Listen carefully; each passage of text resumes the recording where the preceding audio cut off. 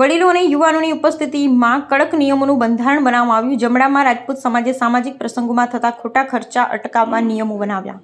થરાદ તાલુકાના જમણા ગામે રાજપૂત સમાજે ખોટા ખર્ચ અટકાવવા માટે કડક નિયમો 3 બનાવ્યા છે। સગત માતાજીના મંદિરે બેઠક યોજાઈ। બેઠકમાં વડીલો અને યુવાનો મોટી સંખ્યામાં રહ્યા હતા। સમાજના આગેવાનો યુવાનો વચ્ચે સામાજિક પ્રસંગોમાં થતા વધારાના ખર્ચો અટકાવવા માટે નિયમો બનાવવામાં આવ્યા। જમણા ગામે રાજપૂત સમાજના આગેવાનો વડીલો યુવાનોની એક ઉપસ્થિતિમાં કડક નિયમોનું બંધારણ બનાવવામાં આવ્યું। ગામના ગોદરે બિરાજતા સગત જમણા ગામે રાજપૂત સમાજે ખોટા ખર્ચ બંધ કરવા બેઠક યોજી। માતાજીના મંદિરે બેઠક યોજાઈ। સમાજમાં વધી રહેલ હરીફાઈ ખોટા ખર્ચાને અટકાવવા આ પગલું ભરાયું। ગંગા થાળીમાં માત્ર 10 રૂપિયા જ આપવામાં રહેશે। મોટા પ્રસંગ નહીં યોજવા, તેના બદલે સમાજની શૈક્ષણિક સંસ્થાઓને દાન આપવાનું રહેશે। જાહેર પ્રસંગમાં નશીલા પદાર્થો પર સખત પ્રતિબંધ મુકાયો। લગ્ન પ્રસંગમાં હલ્દી, મહેંદી, કંકુ પગલા જેવા ખોટા ખર્ચા પર પણ રોક લગાવવામાં આવી। દીકરા કે દીકરીને પરિપક્વતા ન આવે ત્યાં સુધી એન્ડ્રોઈડ ફોન રાખવા પર પ્રતિબંધ મુકાયો। ઘરમાં વપરાતા ફોનમાં ઇન્સ્ટાગ્રામ કે ફેસબુક જેવી આઈડીઓ પર પ્રતિબંધ લગાયો।